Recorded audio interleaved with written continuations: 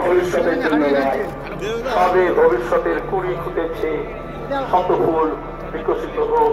আমরা সবাই মালির কাজ করব, আমরা সার দেব, কিন্তু এই লড়াইটা এখান থেকে, যেমন মীনাক্ষীরা বলল, পাড়ায় গিয়ে, মহল্লায় গিয়ে, বুথে গিয়ে আপনাদের আগলাতে হবে। আমরা পঞ্চায়েতে ট্রেলার দেখিয়েছি, লোকসভা নির্বাচনে ফাইনাল দেখাতে হবে। কেন ঘুমেরও নিবে না? আমি সেই দিন হব শান্ত, মহাবিদ্রোহী রণক্লান্ত। তার এই দুর্নীতির কথা বলছে ওই একটা সংস্থা শিক্ষিত, একটা স্বায়ত্তশাসিত সংস্থা মমতা ব্যানার্জি যেমন পশ্চিমবঙ্গের বুকে চাকরি চুরি করেছে, বাড়ি চুরি করেছে, কয়লা চুরি করেছে, পাথর চুরি করেছে, এমনকি দফায় আমরা বলেছি বিজেপিকে যে কল্যাণের হাতে এই সমস্ত শূন্য পদে নিয়োগের ক্ষমতা রয়েছে, তোমরা কৃষি শূন্য পদ কারো পূরণ করছো না। বিজেপি যা নীতি দিয়েছে দেশ জুড়ে, এই সমস্ত শূন্য পদ অবরুদ্ধ ঘোষণা করেছে। আগামী দিনে এসবের আর কোনো নিয়োগ হবে না। আর আমাদের রাজনীতি চলছে, আমাদের রাজনীতি বলছে একই জিনিস। जब पानी सर से ऊपर चढ़ जाता है, अच्छा से अच्छा काम भी भगत सिंह बन जाता है। काफी है।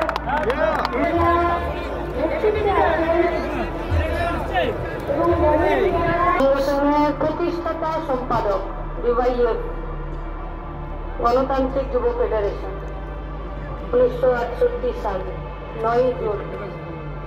কমরেড বুদ্ধদেব ভট্টাচার্য সম্পাদক, কমরেড দীনেশ মজুমদার সভাপতি। কমরেড দীনেশ মজুমদার প্রয়াত হয়েছেন, আজ আমাদের মধ্যে নেই। কমরেড বুদ্ধদেব ভট্টাচার্য নিজেদের মতো নিজেরা কাজ করুন, আমরা যে কাজ করতে চাইছি আমাদেরকে সেই কাজ করতে দিন। মিছিল দিয়ে ব্রিগেডিয়ার ময়দানে ঢোকার যে রাস্তা, arena crossing SM Banerjee road, যে জ্যাম করে না আটকানোর চেষ্টা করবে, যারা উঠে বলা যায় কিভাবে, আর জওহরলাল নেহরু রোডটাও খুলে দিন। গোটা মিছিলকে মাঠে প্রবেশ করার জন্য যা কাজ, সেই কাজ আপনাদেরকে করতেই হবে।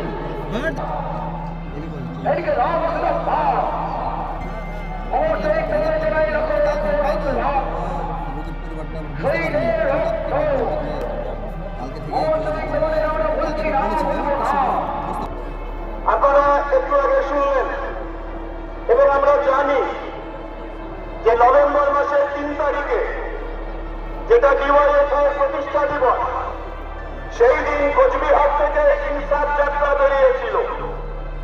50টা দিন ধরে পশ্চিমবাংলার 22টা জেলাতে 2000 কিলোমিটারের বেশি রাস্তা হেঁটে গোটা রাজ্যের মানুষের কাছে, গোটা রাজ্যের মানুষের যে কথা, না ইনসাফের বিরুদ্ধে ইনসাফের যে লড়াই, ইনসাফের যে কথা, সেই কথা ওরা বলেছে। স্বাধীনতার পতাকা, নিজের মাতৃভূমির পতাকা নিয়ে, নিজের দেশের জন্য, নিজের মাটির জন্য, নিজের মানুষের জন্য লড়াই করে ইতিহাস তাদেরকে মনে রাখে। আজকে দাঁড়িয়ে শপথ নিতে হবে এই তেরঙ্গাকে নিয়ে, এই সংবিধানকে নিয়ে, এই দেশকে নিয়ে, এই দেশের মানুষকে নিয়ে। আর দেশের পরিকল্পনা মোতাবেক মমতাকে মমতায় মানানোর জন্য, অপরাধীকে মুসলমান সাজানোর জন্য এরকম লোকজনকে প্রথমে মুকুল রায় মমতা, তারপরে শুভেন্দু, তারপরে অভিষেক টাকা দিয়ে, পয়সা দিয়ে দুনিয়ার দৌলতে যে সমস্ত মুসলমান তৃণমূলের ঠান্ডা করেছে, তারা সব ইফতার পানির জন্য যায়নি, ঈদের নামাজের জন্য যায়নি, তাদেরকে ব্যবহার করে অতীতে হয়েছে বাংলার ইতিহাসে তাদেরকে এলিয়েছেন বাহিনী হিসেবে ব্যবহার করেছে। কিন্তু হিন্দু মুসলমান আদিবাসী তপশিলি কৃষক একসঙ্গে মিলে জমির লড়াই করেছে, ফসলের লড়াই করেছে। আজকে দাঁড়িয়ে সাজানো হচ্ছে তাকে বাঙালি থেকে বাংলাদেশি থেকে রোহিঙ্গা। जब पानी सर से ऊपर चढ़ जाता है, अच्छा से अच्छा काम भी भगत सिंह बन जाता है।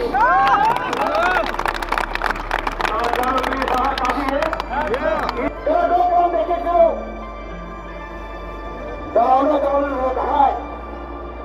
আজকে তারা দেশের মধ্যে সীমানা বাঁধছে জাত পাত ধর্ম বর্ণ ভাষার নামে। এই বাংলার বুকেও কর্মীর নামে, আদিবাসীর নামে, উত্তরবঙ্গের নামে, দক্ষিণবঙ্গের নামে, রাজবংশের নামে, তপশিলি জাতির নামে, শুধু হিন্দু মুসলমান না খ্রিস্টানদের নামে কেন করছে? কারণ লাল ঝান্ডা মানুষকে এক কাট্টা করে, পন্থা মানুষকে এক কাট্টা করে। তবে এই লড়াই তাজা থাকে। যারা বলছিল বামপন্থী দুর্বল হয়েছে, আসলে বামপন্থী দুর্বল হয়নি, মানুষের ঐক্য দুর্বল হয়েছে। কৃষি কাজ করে যারা, ক্ষেত মজুর হোক, দিন মজুর হোক, কাজ না পেয়ে যারা অন্য রাজ্যে যাচ্ছে, তাদের কাজ করছে, তাদের কাজ করছে। উপান্ত ভট্টাচার্য একটা কবিতা লিখে গিয়েছিলেন, আমার প্রিয়কে মেরেছিস তোরা, ভেঙেছিস ঘর বাড়ি, সে কথা কি আমি জীবনে মরণে কখনো ভুলিতে পারি। আদিম মানবীয়তার আমি যদি কিছু মহাশ্মশানের শীত আমি তুলবই। সমস্যা পার্টি প্রোগ্রাম আর ডিআই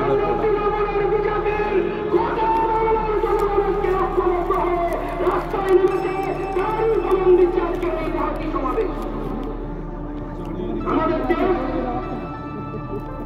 বিভাজনের অতীতে শেষ কথা বলবে না।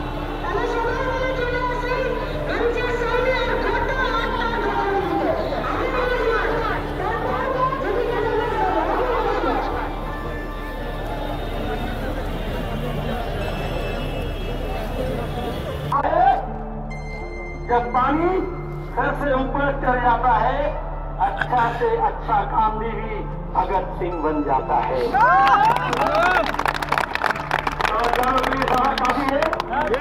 এবং ওনার মেয়ের মাধ্যমে আমাদের কাছে পাঠিয়েছেন। এটাই লড়াইয়ের ডাক, এটাই লড়াইয়ের কথা, এবং এটাই ডিওয়াইএফআইকে সংজ্ঞায়িত উনি করেছেন। যেখানে ডাক পড়ে জীবন মরণ ঝড়ে আমরা প্রস্তুত, এটাই ডিওয়াইএফআই। সুতরাং ব্রিগেডের সমাবেশ সাফল্য মণ্ডিত হবেই। আমরা আমাদের প্রাক্তনী, আমরা আমাদের সংগঠক, আমরা আমাদের প্রাক্তন সম্পাদকের প্রতি আমরা অভিনন্দন, তার সুস্থতা কামনা করছি, আমরা তাকে লাল সালাম জানাচ্ছি। এখন ফিরিয়ে এই ইনসাফের লড়াই জারি থাকবে। এই যৌবনের দুধ আসলে বাংলায় যে ভূত গ্রাস করছে, সেই ভূতকে তাড়াতে হবে। তাই তো আমরা ভূত তাড়ানোর জন্য ওঝা খুঁজছি না, ভূত তাড়ানোর জন্য যৌবনকে খুঁজছি। একটা প্রজন্ম, এই বাংলার একটা প্রজন্ম চাই। এই বাংলার পুনর্জাগরণ, এই বাম পন্থা ঘটাবে, এই শপথ আমাদের নিতে হবে।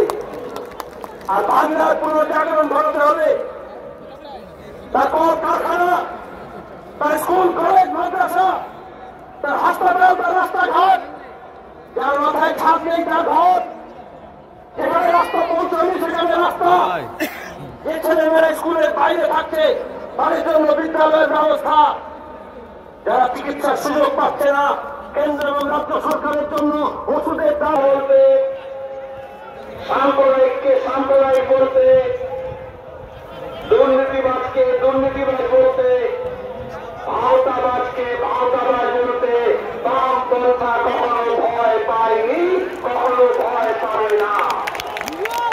আর এখানে যারা তারা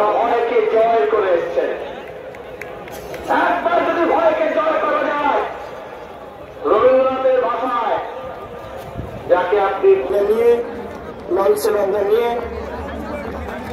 আজকের সভার কাজ এখানেই শেষ করছি। আমি বলবো একটু উঠে দাঁড়ান।